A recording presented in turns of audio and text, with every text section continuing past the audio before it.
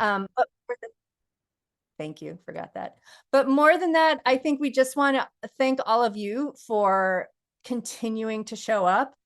These spaces are so valuable when we have emergency situations, but they only work if we continue to form this community and develop it along the way. So I just wanted to thank all of you for coming today and for sticking through this shutdown with us. We were planning a slightly different call last week when we still had so many unanswered questions, and we were going to use this as a platform to really talk about what we did in the face of that uncertainty. I think we have a few more answered questions, but we all know there is still a lot of uncertainty out there. And I think as a food council, in our advocacy space, we are often very focused on what's happening at the local level, at the state level, and certainly with our SNAP work at a federal level. But we certainly learned over the past month that all of these borders blur when we have a federal shutdown, and we see the ripple effects all the way to the most basic and local level. And so really what we're trying to do today is take a look back and see what happened over the course of this shutdown. What did we learn? What was our response? What worked well? What didn't? And knowing that these crises are going to pop up again, what have we done to solidify our plans for the future?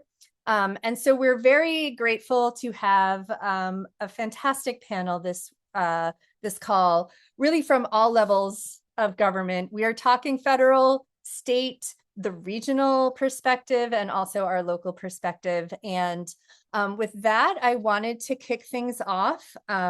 We are very pleased to have John Erzin here. He is a senior policy advisor for Senator Angela Alsobrooks. And John, if you are ready, the floor is yours. Okay, thank you, Elizabeth, and good afternoon, everybody. Happy to be here. I know there are a few people on this call who I've met, had the opportunity to talk with before and work with on issues, both at the federal level and a couple people during my time in Prince George's County when the senator was county executive. As I've been with her for many years. I think I'm actually very interested to hear, from you all as terms of, what you were seeing on the ground during the shutdown, what you're seeing now. Certainly had some of those conversations.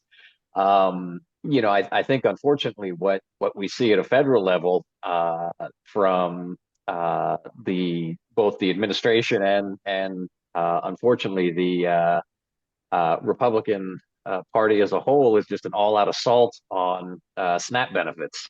In particular, I think we saw obviously the massive cut in the reconciliation bill, and really, looking at the shutdown, just a complete assault on the benefits and on the people who rely on them. There was no reason that there ever needed to be any kind of confusion or delay. I think, as we all know, the contingency funds were there. They had the ability to use them. They did not need a court to tell them to use them, nor did they need a court to tell them how to use them. So I think a lot of that was really just done, to cause pain, to try to get, Democrats to, ultimately do what the administration was looking for. And certainly that is no way to get things done. My boss, Senator Alsobrooks, has really tried to be a champion in this space. Going back to both reconciliation and even in rescissions when we were all trying to figure out what amendments we might be able to get in.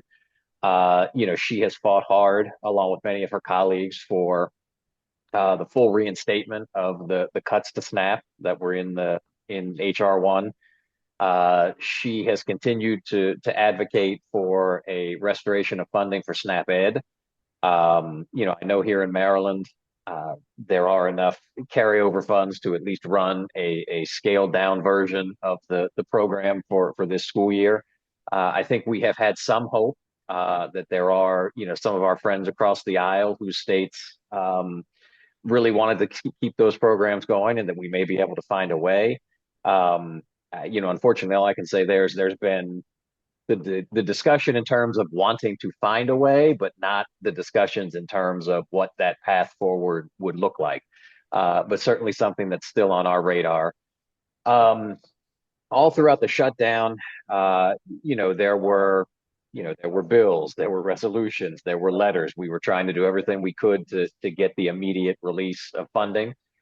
Certainly a credit to Governor Moore, who was able to step in, immediately with, first the 10 million for the food banks, but then, stepping up and pledging that the state would cover, the 50% that the government was not going to send out. So it at least, hopefully tried to bring some stability to a very unstable situation. Um, Unfortunately, I think as we look ahead, we're seeing some things right now. USDA it looks like they want all SNAP recipients to have to reapply, which is something I'm just kind of starting to dig into now in terms of what's going on there. That's a great concern of ours because obviously already within the program there is recertification that's done on an annual basis. So to turn around and have to do some kind of full um, reapplication seems to be both repetitive and potentially aimed at creating more red tape and confusion to try to get people to somehow either be deemed ineligible or to perhaps even worse throw up their hands and say, okay, this has now got to be too difficult. So we're looking at that. I anticipate there will be some movement, on the Democratic caucus, reaching out to USDA, trying to get a full understanding of what's going on there. But it really just points back to, again, what has been the position of this administration is to just create chaos and confusion, um, for whatever personal gain they hope to see. So it's very concerning here. I think, we're doing a lot of what we can. We've had some conversations about the data collection side of things, and certainly not so much in the reconciliation bill, but the executive order from the Trump administration earlier this year, and whether or not, um, because I think it goes back several years that they want the state to now share the data. So we're taking a look at that to see if maybe there's a legislative avenue to try to stop that, in the sense that, look, if you've already done all this, why are we going back doing something, from this year, from the date of the reconciliation bill, from all new applicants who obviously would have to meet all requirements. That's one thing. To be going back several years, again, this seems to be just an attempt to force people to remove themselves, even though they are eligible. So we're looking at that, and obviously we have great concern with the costs that we're looking at as we go forward. Obviously, the administrative costs, and now having that be a 75% to the states as opposed to 50%. Um, the number here in Maryland, I don't have it right off the top of my head, but it is a large number that the Moore administration will have to be figuring out. And obviously, then even greater concern when you get into the actual program benefits itself. And right now, I know that Maryland, along with many states, would be at that 15% threshold, and we had a chance to hear from the state. I know they're working to do everything they can to address that issue. But regardless, whether you're talking, 5% to 15%, it is a large number. When Maryland is not unlike what we're seeing in states across the country. Everyone is grappling with budget challenges and trying to figure out how best to navigate. Um, so those are all of concern to us. I think the biggest challenge for us right now that we hope to change in next year's election cycle is not having control of any of the House, of the Senate, and it really, unfortunately, it limits a lot of what we are able to do. I know the legislation and Senator Lujan was the lead on this to repeal all of the SNAP cuts. We jumped on that right away. I don't think, unfortunately, we're ever going to see any kind of movement on that bill. I think we're hopeful that bill could serve as a vehicle, maybe for SNAP Ed, maybe for some other things. Um, but there's just a lot of uncertainty with that in terms of where we can find, that support from across the aisle. So that's kind of where we are. It's not, as you all already know. I'm not telling you anything you don't know. That it is a difficult picture and a difficult road that we're facing. But I will just say that my boss is certainly committed to trying to do everything we can to keep the benefits flowing, to make sure that those who need them are able to get them, and to just continue to push back against the assault that we're seeing. And obviously it's not just in SNAP; it's across the board. When you look at Medicaid and so many other things. We're just going to continue doing everything we can to push back, and the hopes that we're going to kind of see a shift here at some point that will give us a few more tools to be able to do so. But with all that, I really just want to say thank you to everybody on this call. I appreciate the opportunity to be here and be part of this discussion, and for all the work that all of you do. I will say only on a very small scale. We've done some of this in Prince George's during the pandemic, because the need was so great. We had Capillary Food Bank and others asking the county government to help them, close gaps. And what we ended up doing, we were able to do some financial support, but we ended up creating our own food distribution program using nonprofits and grocers and restaurants, and had multiple distributions going on every week. So, like I said, a very small, snapshot in time, but the undertaking that was, certainly gave us a better appreciation for all the work that is done daily, to get food to families who are in need. And so just, for everything on that front and all the work that you all do, it is very much appreciated, and I thank you for it. Thank you so much, John. And we likewise thank you and the Senator for all of the work you're trying to do in what is an extraordinarily difficult environment. I guess with that gratitude, I would like to maybe put some of our audience on the spot and ask anyone to speak up about what they are seeing on the ground. I mean, this is our opportunity to really illustrate the lasting impact of what we've gone through over the last few weeks. And so just looking at folks who I know are on the ground floor doing this work, if you could maybe take a chance, unmute yourself, and tell us your story. And we've got 3 more minutes left on the agenda here for this section. So I'm good sitting in silence. Welcome anyone to speak up, but also I won't torture everyone if you don't want to. Please put your thoughts in the chat as well if you have any. Does anyone have any questions? Yes, Sharon. Hi, everyone. My name is Sharon Camacho Meeks, and I'm the Executive Director at the Community Hope Center. So we're one of the 7 service consolidation hubs here in the county.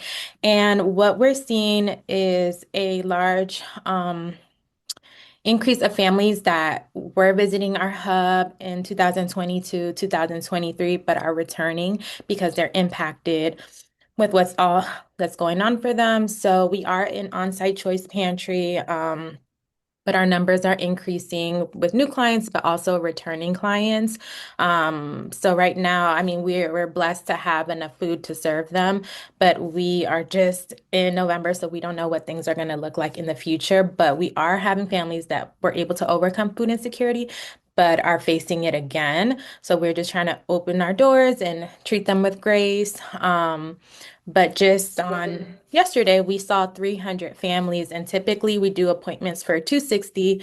And average, we'll see like 190, 200, but 300 families came in. So we're a very small but mighty team. So through our volunteers, we're able to do this work, but we are trying to figure out like what are these things going to look like moving forward. So that's my experience so far. Thank you for sharing that, Sharon. And a theme that I hope we get to a little bit later on in our discussion are all of these small but mighty teams. And John, if you could take one piece of information away from all of this, and I'm sure you saw this during your time working in PG County, is just the number of small and mighty teams who are really shouldering the burden of this work. So again, thanks Sharon for sharing and for the work that you do, and all of the others I see on this call who do that work as well. Any other questions for John before we move to the next portion of our agenda?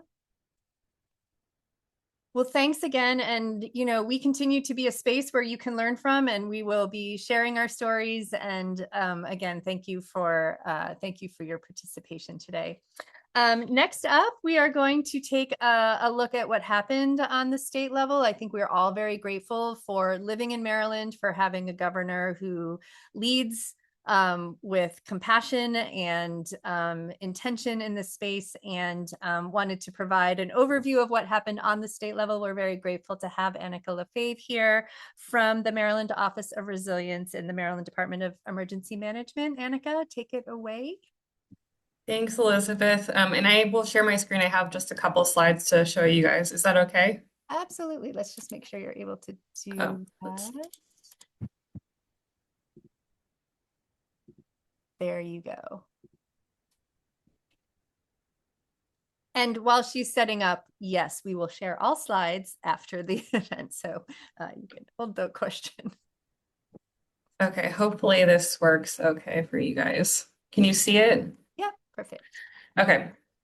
So I don't have an immense amount to share with you, but I can tell you our perspective from MDEM, the Department of Emergency Management, and also as the coordinators for the Maryland Food System Resiliency Council, which is the state level food council. So I wanted to include this background information on the FSRC, just because I think that the reason that they were created in response to an emergency situation felt reflected in this present moment too, with the lapse in SNAP funding. And so they were created by the state legislature in 2021 with the explicit goal of addressing food insecurity that was caused by the COVID-19 pandemic. And so there were 33 members who were specifically called out in legislation from across the state's food system to help problem solve the many problems in our food system, not just food insecurity. And of course, we know that that is an ongoing problem and that it was not time bound with just COVID. So the council is continuing to do their work, and there's no sunset date for their existence. And so while they spent much of their time trying to create recommendations for the state legislature, they also do a lot of work helping to build connections across the state food system, trying to reach out to the network, ensure that communications are as effective as possible. And so that's kind of aligned with what MDEM does too. Emergency management departments often are at the front line of making sure that resources are connected with where they need to go, and everyone has the most up-to-date and helpful information. And so right away, our MDEM's risk analyst team started making sure that they fully understood the complete picture of the shutdown, not just the SNAP lapse. And so we have been monitoring since the end of September how things at the federal level are affecting the state and in the local areas as well. And so they made projections on what the food insecurity status would look like over time, depending on how long SNAP was unfunded, all sorts of stuff like that. And they have a large team of risk analysts who are monitoring constantly. In addition, we have the whole community integration team who oversee public-private partnerships, especially in emergency situations. And so they launched in partnership with United Way of Central Maryland, Maryland 211, Volunteer Coordination Hub. That's a temporary online platform for any organization across the state to request volunteer support or in-kind donations especially with regard to the shutdown. And we've heard from them that they will plan to have that as a ongoing resource through the end of the calendar year, just because it was immensely helpful. And there were a number of organizations that took them up on this resource. And as far as the FSRC and Office of Resilience goes, our first step was to create, we knew we needed to brief the public somehow. So we had a virtual briefing on October 31st, right before the lapse happened. We had updates from the Capital Area Food Bank, the Maryland Food Bank, Department of Human Services, and our team's risk analysts.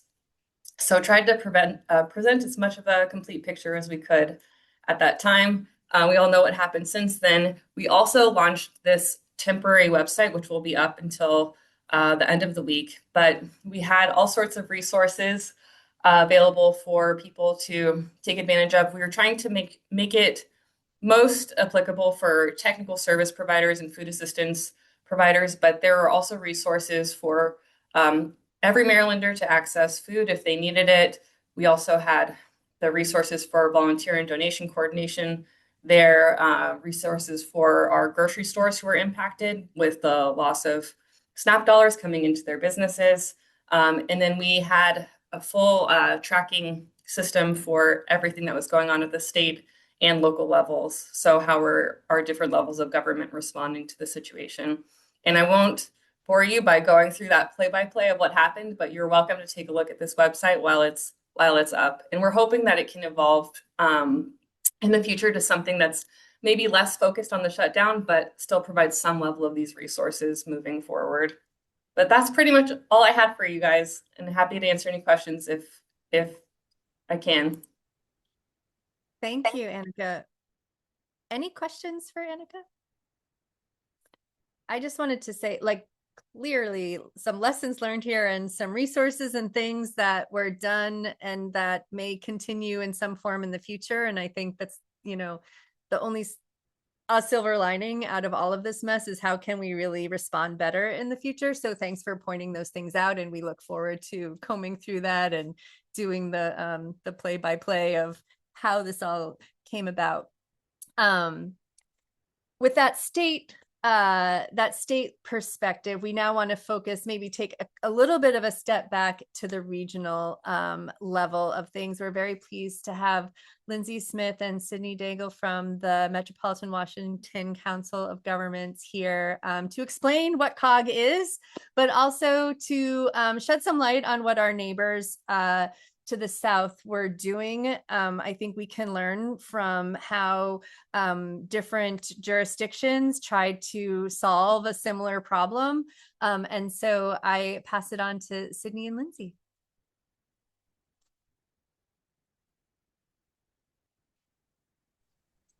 Thank you, Elizabeth. We also have just a couple slides. Sure. Let me make sure you're able to share. And I'm going to speed through these really, really quickly, just because I think what's going to be most interesting is to share what we saw and what we learned. Sure. Just share real quick here.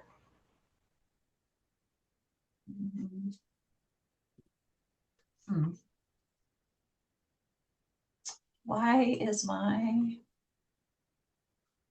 PowerPoint not showing up? Okay, well, we will send the PowerPoint afterwards.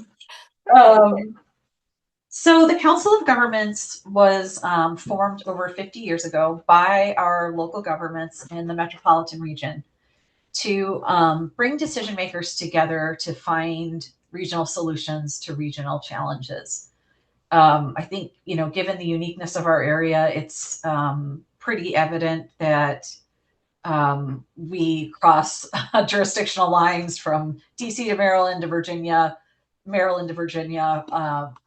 all the time. And a lot of issues that we grapple with, public safety, regional transportation, clean water, affordable housing, food security, they don't necessarily respect political boundaries.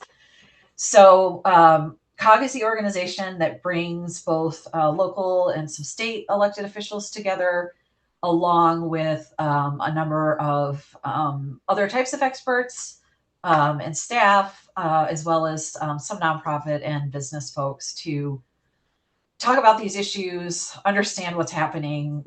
If we don't have the expertise, we'll bring it in to craft solutions, approaches, share best practices. And in 2020, COG created the sixth of its six policy committees, which is the Food and Agriculture Regional Member Policy Committee, which is currently chaired by Councilmember Andrew Friedson. And the mission of the committee is, to really take a systems approach to our food system, to agriculture, and to really help plan for the long-term regional direction of a future that is more food secure, equitable, resilient, profitable for our farmers. And then they made that committee permanent in 2021. And in a minute, Sydney's going to talk a little bit more about the two work groups that we have within the farm committee. But I will just say quickly, we do monitor what's happening at a federal level and at a state level and share that with our members. And so one of the things that we did is we created a memo on what the state responses were to the SNAP crisis.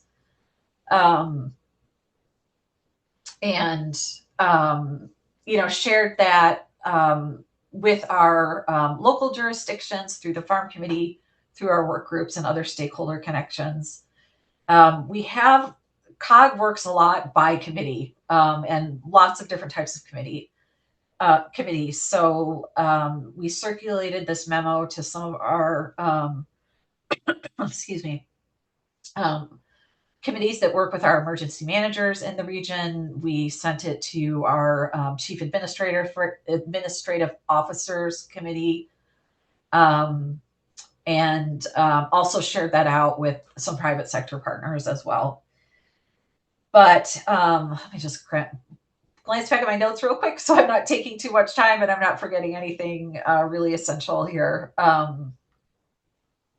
But shifting to what Virginia and DC did, which is outlined in the memo, which is not too long, but Virginia is in a different budget position than Maryland is. I wouldn't say things are great, but they do have a rainy day fund, and that did allow them to declare a state of emergency very early and create a state level program to pay out the equivalent of SNAP benefits on a per weekly basis, with the hope that federal money would come in and they wouldn't necessarily need to pay the full month of benefits. I think, as you all know, it's well over $100 million a month. And I think it's maybe slightly larger in Virginia than it is in the district. So they did test out that program. It seemed to work. And then once it finally became clear what the feds were going to do, I think there was a lot of confusion. There was a lot of messaging. At one point, they were going to pay 65% of the benefits, and I think they may have actually done that.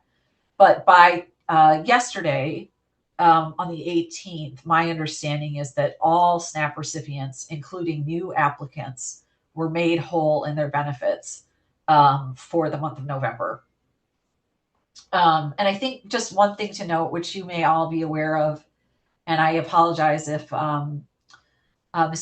Erzin shared this, but in the continuing resolution that was approved, they approved USDA's budget for the end of the fiscal year.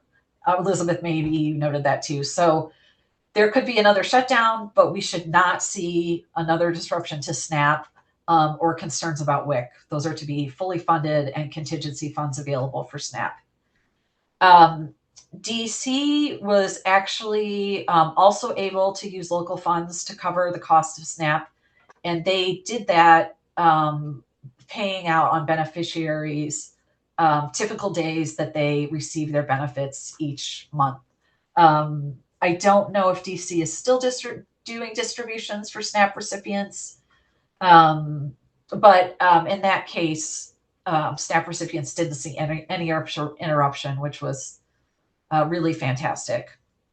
Let me just mention some things that we learned, or that I learned, and Sydney's got some other things she's going to share. The reason we were able to put the memo together that we were and feel very confident in its information is because we're also part of networks that share a lot of information with trusted partners like the Montgomery County Food Council. And I remember at one point, Alice and I were like emailing back furiously, trying to share what was going on. And Annika shared great information. Same is true for our partners in the district in Virginia. And I think it's important to, really lift up those partners and how they inform products like this, so that the decision makers that we work with are really aware of the level of effort that goes into sharing something like a regional picture, or, as Annika mentioned, standing up a new, web page. Because we really couldn't do our work without people who can tell us, kind of what's the latest being discussed and what are people seeing and experiencing on the ground. So I think in this case, it was also reinforced that Sydney and I don't work directly with state DSS office a lot, but via our network, we do have those connections into state and local offices. So, the diversity of partners available is also important because not everybody can cover the full landscape of all of this. And for me, it was just further evidence that we need to continue to invest in relationship building and capacity. As far as the memo, I think it was helpful for internal and external awareness. We were both able to educate our staff and share the most current information with the many committees that we work with. In hindsight, in the days leading up to the end of the shutdown and the flurry of sometimes conflicting information that we were getting from the federal government in a day, in response to the lawsuits, that required a different communications approach. And it really struck me that while I think could have been very frustrating as a SNAP recipient to see like a very static state response about what was going, to happen, I understand why they took that approach, because there were so many moving pieces, and there were, literally a couple days where 1 hour it was one thing, and then later the afternoon it was something else. But again, I think that reinforces our community-based organizations who are working directly to support our agencies in implementing the programs. And I think the other thing is just I think we're mindful that something like this could happen again, and we'll reflect a little bit on how we were able to communicate and see if there are things that we can do better. And certainly we'd like to hear from our partners. So with that, let me turn it over to Sydney and have her talk a little bit about the work groups and some reflections there. Yeah, thank you, Lindsay. So I'll just start by saying, and I will tell you more about the work groups, but one big takeaway for us, for at least from the conversations that we hosted with some of our work groups, where the folks said, like, there is a red line that was crossed that we couldn't imagine being crossed before this. They said we could have never imagined that SNAP would not go out to recipients in a timely manner. So absolutely what Lindsay said, I feel like we're in this position where we now have to expect and plan for the previously unimaginable. So it is a new world in that sense. But we have two work groups under the Farm Committee, as Lindsay mentioned earlier, and one of them is focused on regional farming and kind of like ag and land use planning. That's the Regional Agriculture Work Group. And that has been established for, I think, almost 20 years now and predates the Farm Policy Committee. So that's a group of folks who have been working together for a long time, They represent producers. Some are producers themselves. They're farm service providers, folks who work in government agencies that do economic development, particularly focused on ag. And that group, we have not engaged as much in this issue, though probably there is an opportunity to do that moving forward. The other group that we worked with on the SNAP delay specifically was the DMV Food Council Collaborative. And that's a group of food policy councils and folks who coordinate food assistance networks in their jurisdictions, along with some folks who provide food assistance to specific communities like the um, Korean Community Service Center of Greater Washington. So it's a diverse group. And it's also a group that's been meeting since the pandemic very regularly. So that group met about a week ago, and it wasn't the meeting that we anticipated whenever we set the calendar for the year. We thought that we would be talking about an upcoming event that we're hosting in December. But folks, of course, wanted to talk about the regional response to delays in SNAP benefits. And we wanted to hear about how jurisdictions had responded and what lessons they would take away for their future work. And folks responded very differently across the region at the local level. They talked about standing up emergency food distributions through local high schools and doing like pickups for evening meals for families.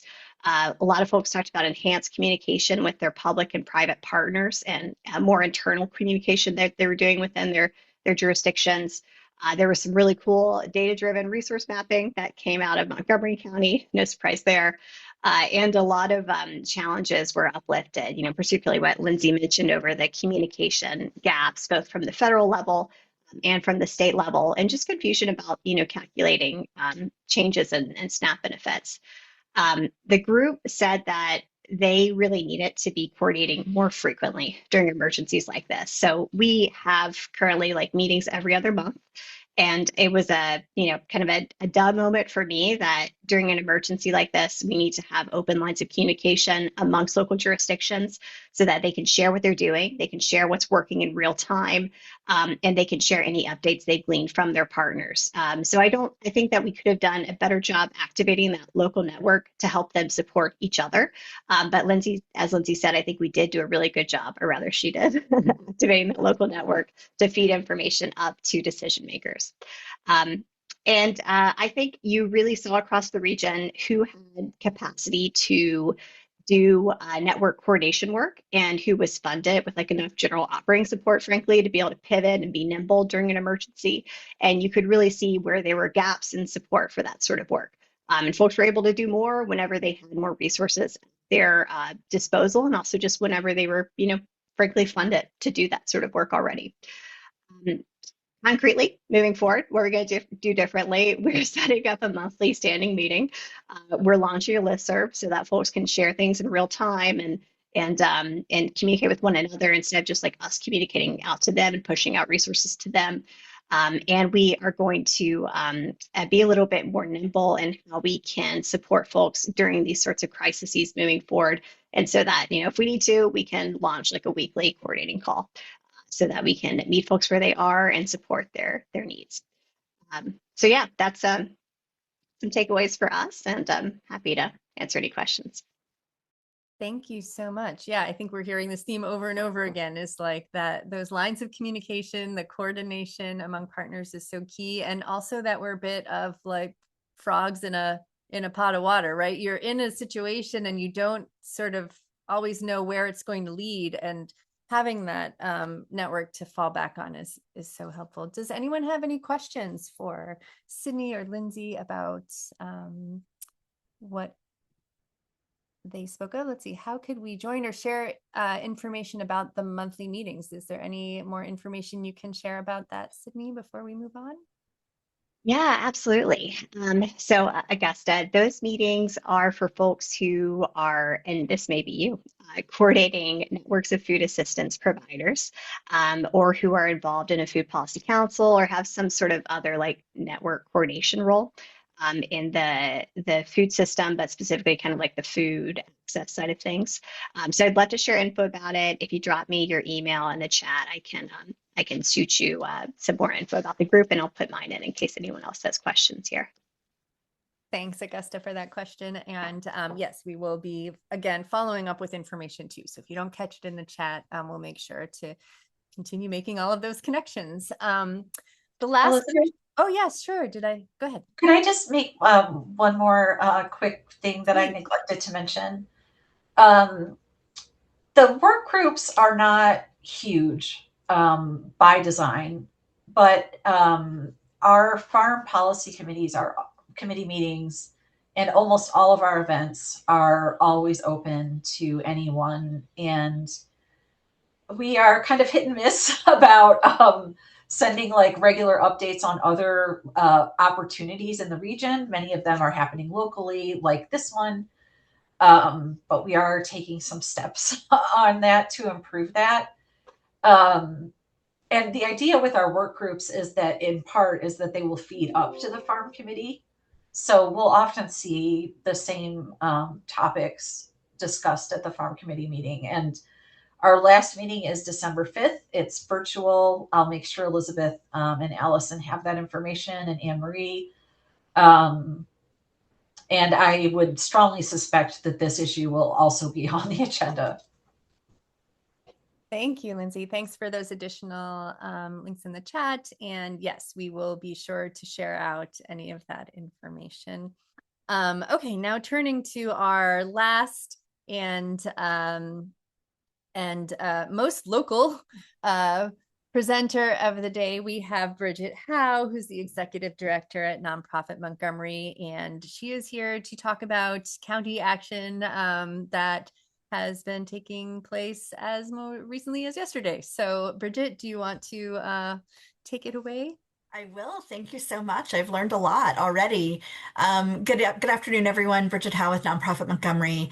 We are an alliance of nonprofits that serve Montgomery County residents. Most of the organizations that are kind of within our sphere provide essential services and work with or would like to work more closely with the county government. So that's kind of our area of specialization. I did want to also highlight from our MWCOG folks that you all worked with Brookings on the DMV monitor, which I am finding to be an incredible source of data and information.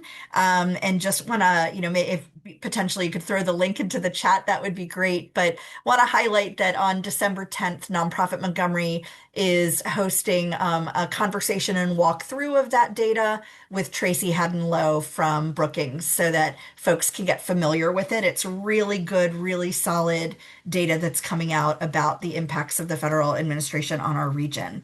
So let's talk Montgomery County. I want to provide the context that Nonprofit Montgomery, we advocate for nonprofits. We also do research about nonprofits in order to inform that advocacy. And one of our most recent research projects started in about a year ago, and we put out a State of Nonprofits 2025 report in March. And, a lot has changed since March. And even what we put out in March showed that nonprofits are struggling, especially with some of that back office work, the things that we were just talking about, that ability to be nimble, to be flexible, to pivot. You need to have strong infrastructure in order to do that, sustainable funding, et cetera, et cetera. So we were already flagging a lot of issues that are very relevant today. But just about 6, 7 weeks ago, we released a supplement about the federal impact on nonprofits. And, just again to show that these things are almost necessarily a moment in time. That was based on a survey we did between July and early September. And we released it on September 30th, and the federal government shut down the very next day. And then, of course, the SNAP decision started November 1. So I feel like we're never going to get the timing perfect. But what we did do in this report is identify, and I'm going to just pull it up so I can make sure not to miss anything. We identified a lot of the issues facing nonprofits, specifically in between January and the first 6 months of the administration, and made some recommendations for actions that we thought would be really important for our county folks, and folks at the state and federal level ideally, but again, our locus is really the county to make. Our first recommendation was for our policymakers to recommit to supporting at-risk populations and underserved communities. Our second was to recognize the vulnerabilities of the nonprofit sector and invest in the future, especially in models of collaboration that may look new and different as we evolve and change. And finally, and I feel like I'm just, again, very aligned with what's been said so far, our third recommendation was about sharing information regularly and transparently. So, there is a groundswell of these same themes. Now I want to just pivot very quickly to talk about what happened yesterday, or really over since October 28th.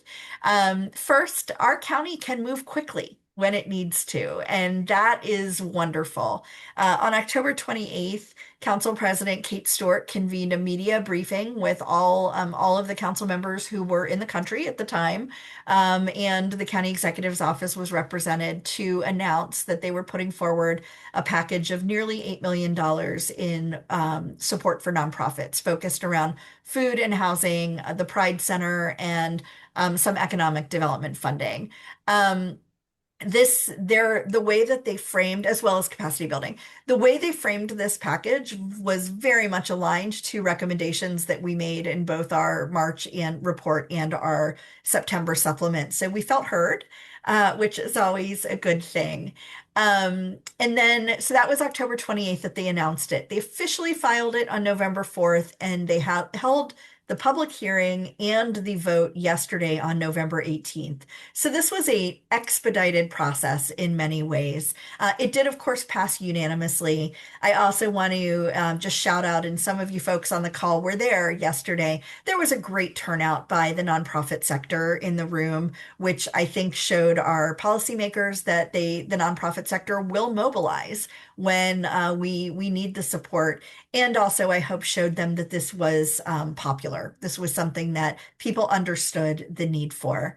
Really quickly, I want to just talk a little bit about what that money includes, because it is, again, focused on essential needs.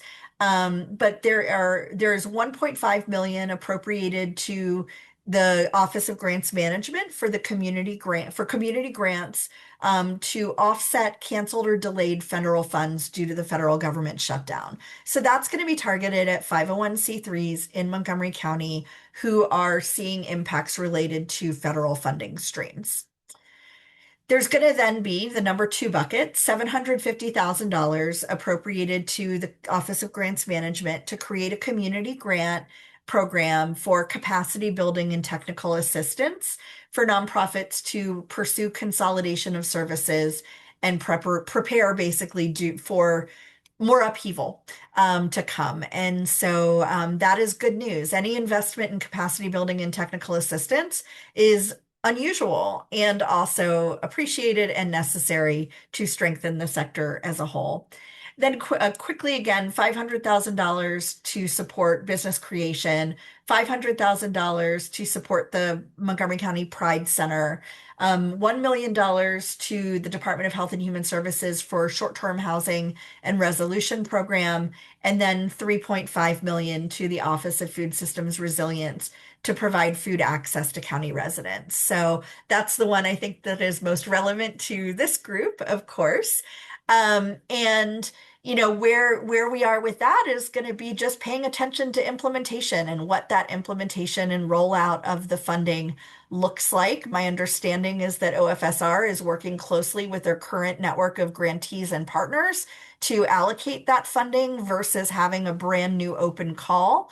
And we will just keep track and communicate information about that. Finally, my understanding of this is that the county council is also asking that a report come back to them within 45 days explaining what actions have been taken and how the disbursement of the funding is going. I know that there has been some concern over the Office of Grants Management having the capacity to disperse funding promptly. So I think that was put in there to directly address that. I do have that day in my calendar to basically check in and see, did the report come in and what did it say? So I'll stop there. My one final point is that this is what it looks like when advocacy works really well. When you bring a group of folks together with common interests and you say, here is why this is important, and you can tell a compelling story of what the need is. And then our policymakers responded in exactly the way that I would hope that they would. So yesterday was a very good day for not only, the organizations that will benefit from this funding, but for the residents of our county who are getting additional support in a difficult time. And my one request to folks in this call would be to, if you agree that it was a good day and that the council did good, shoot them an email and just say thank you for what you did. They like getting praise as much as the next person, and let them know you appreciate them. And I will stop there.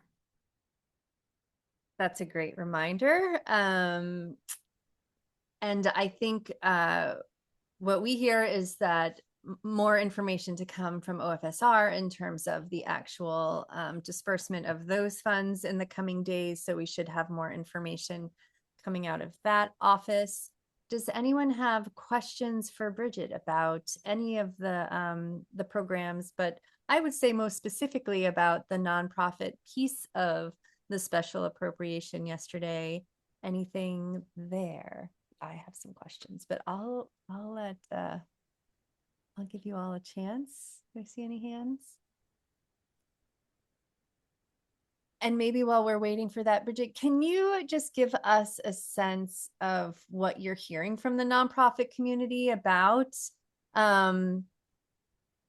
consolidation, or about, the appetite for it, but also kind of the reality of it, and anything more, you can share about what that roadmap might look like for nonprofits who are considering all of this in the wake of some hopefully useful capacity building? Yeah, it's a great question. And I will say that I've been doing this work both, in the last 2 years with Nonprofit Montgomery, but also I was with Nonprofit Montgomery for close to 4 years, from 2015 to 2018. I have never seen as many people calling me up and saying, I need advice about the future of my organization as I'm seeing now. And it's becoming almost a weekly thing where somebody will ask to get coffee and talk about, like, they're going to have to make difficult decisions. So the reality is that it's here. The funding uncertainty, the general economic uncertainty, and then also really the national attacks on the nonprofit sector in general, just through tax code and all of the above, is contributing. I think that it's hard. These are very difficult decisions, and there's a lot that goes into them. There's the funding question, the staffing question. There's the question of, are the boards ready to have these difficult conversations? Even exploring these things is not free to do. And so that is where my hope is that some of that $750,000 for capacity building and technical assistance can address those needs by having, whether it's a network of consultants, being able to, have a attorney on retainer that can then have those conversations.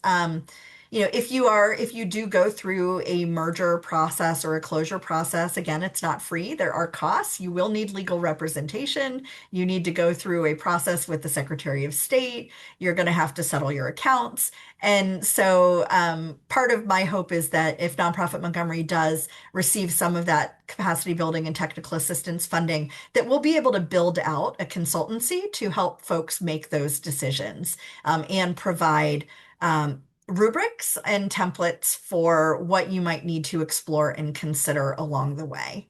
So I hope that answers your question, Elizabeth. Absolutely. And I think I just want to, thank Nonprofit Montgomery for also being that space where we can have those conversations and ask those questions. The Montgomery County Food Council has certainly benefited from the work that you do, and just wanted to thank you for helping to guide all of us through what is going to be really some difficult choice making in the future. So again, thanks for your partnership. we are closing in on the 2 o'clock hour. I just wanted to thank our speakers again for this broad perspective. I think the themes were obvious. I think we all did some great learning, and we will be sharing the resources and certainly doing more work in this area as we continue to see the impact of the shutdown and its lasting effect on our community. So again, thanks to all of you for joining us. We do not have an immediate plan for a December advocacy call. We will be picking up with a focus on what's happening in the General Assembly in the new year, and ready to go full bore there. So just keep your eyes peeled. The Food Council is back to sending out a monthly advocacy newsletter. So if you are not getting that, please put your name in the chat or reach out to us. We want to make sure that you're getting that, so we can keep sharing all of the latest information that we have. And again, thanks to all of you for joining. I hope you all have a festive Thanksgiving, and we look forward to seeing you here in a couple months.